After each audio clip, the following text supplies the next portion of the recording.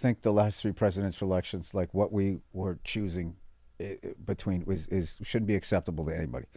It should not be acceptable. It's a fucking joke. It's the a big fucking money joke, in okay? politics. You got a guy who starts a sentence, and by the time he gets to the end of it, he can't remember what he said in the beginning. And then you have like the biggest con artist ever. And, what about liberals? The last three elections, they didn't let you pick who you were voting for. That's right. Bernie Sanders 2 times in a row. They're like, no, you. Here's the company, man. And then they stick with Mr. Magoo until like 3-4 months out. I don't know. We cannot say enough how much of a breath of fresh air Bill Burr has been to the left since the onset of the presidential election. Whether he intends to or not, he frequently communicates populist progressive values to an audience that would greatly benefit from advocating for the same values and policies. And I've gotten to the point, not only do I not watch politics anymore, I'm starting to pull back from sports because now they're all involved in just like we're entertainment leagues. You can pay college players, and now I saw some billionaire going, this is a tremendous opportunity. Like these college teams are going to be for sale. It's just like, do you have to fucking own everything? I know. Do you have to fucking own everything? Why can't you just? And then what? If they're going to move Alabama to Memphis if they don't give them a new fucking stadium like they do at a pro level? It's like you can't get away. You can't get away. That's what I hate is you cannot. Like, where is my escape from all of this? There's no true escape because virtually every single one of our institutions and corporations, including sports leagues, the media, retail stores, restaurants, etc., have all been sold off to the highest bidder and reduced to mechanisms to make the rich even richer. Like I'm watching like the World Series, and in the middle of it, they have this stand up for cancer, and everybody stands up sad, holding these signs, and everybody knows somebody that dies of cancer, but nobody brings up that our food supply is totally fucking poison. And then if you sit there going like, can I just watch a fucking baseball game without being reminded that corporations are killing their own countrymen, and nobody's going to do or say anything about it? But if you stand at a baseball game with tears in your eyes, like the Indian with the pollution when I was a kid, which they also did nothing about. Like I'm supposed to somehow feel better. It's annoying. Burr brilliantly captures the frustrations that the vast majority of Americans are feeling despite his class interests telling him to advocate for the opposite of what he just said. But as you probably expected, Burr's focus on calling out the underlying corruption destroying our country and the ruling class's role in facilitating said destruction has offended the right-wing media ecosystem, especially in the wake of Bill Burr's recent Jimmy Kimmel appearance, where he said this about the Los Angeles wildfires, quote, "I think everyone did a great job, unlike the internet. Oh my God, all of these fire experts. Why don't you just fly a helicopter into the ocean? F it. I don't know, because there's 100-knot winds. You want to do that? You want to do that at night? You effing lunatic." This was definitely mismanaged. Like some idiot on the internet knows how to manage the worst fire in LA.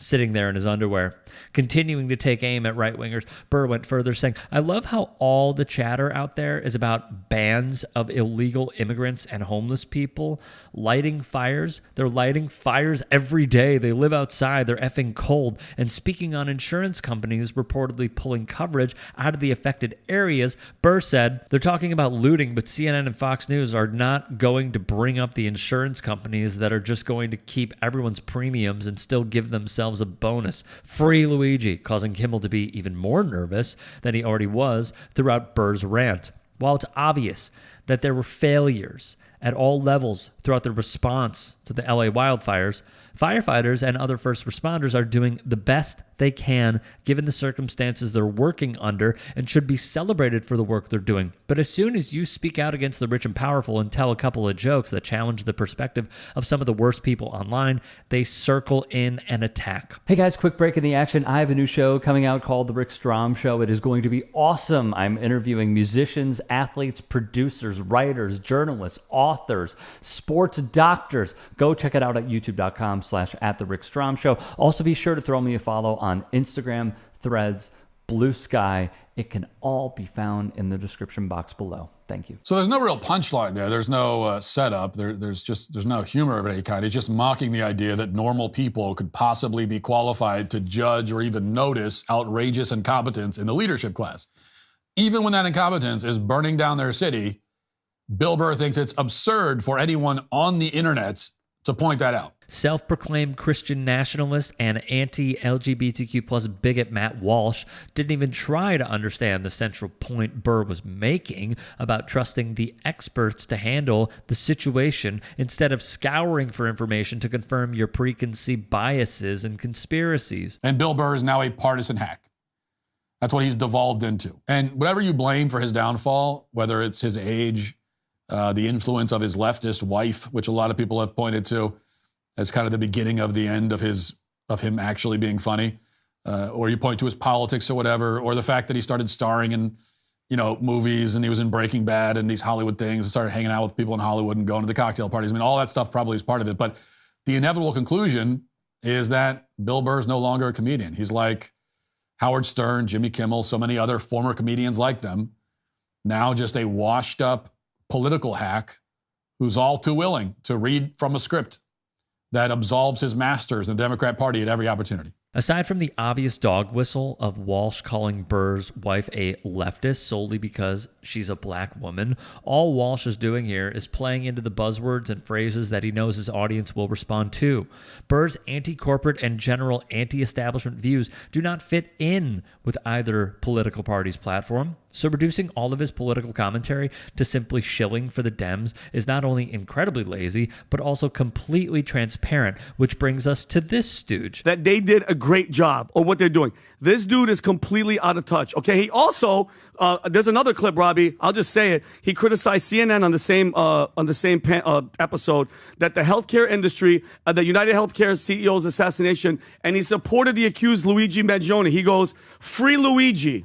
Because he's comparing him to insurance practices. Oh, yeah, that's who he is. Meet Vinny Oshana of the PBD Pod. For disaster. And let's go back to who Bill Burr really is. During the pandemic, he criticized those. I don't know if you have, Rob, do you have those where he criticized anyone who opposed masks and vaccines? This guy, in 2021, he criticized anybody refusing, and he said, it's so effing dumb. This, I don't trust it. You're all full of shit and you don't trust it, highlighting everybody's reasoning. This is who Bill Burr is. And then in 2020 on Rogan, he defended wearing masks.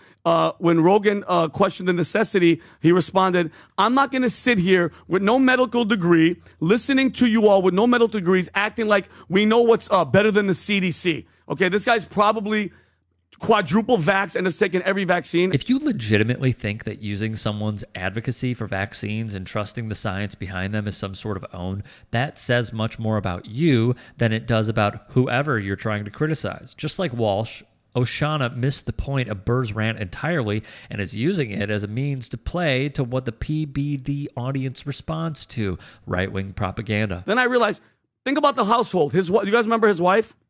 Nia Renee Hill. She was at a UFC match. She got great seats because of probably Dana White and the Joe Rogan relationship. She's sitting behind the president of the United States, who's very close with Donald Trump, and she's flipping the bird. Look at Bill Burr's face and look at her flipping the bird. And then in my head, Tom, I'm like, what would make somebody have this much hate? Emerson College. She went to Emerson. What kind of school is Emerson? It's a very liberal college. Oh, okay, so it's one of those, okay. It's no coincidence that Oshana and Walsh used the same dog whistle to suggest that Nia Hill, Burr's wife, has in their minds corrupted him and disingenuously changed his political beliefs. They're deliberately playing into the racist conservative stereotype that all black women are crazy libs who can't think for themselves and just toe the party line, which is undoubtedly what a section of the PBD audience already believes. I not only disagree with it, I hope like whoever's in his ear, and I think we know who it is, you need to get out of that woke mind virus because it's not working. If you can and are willing, please become a paid member here at TYT Sports.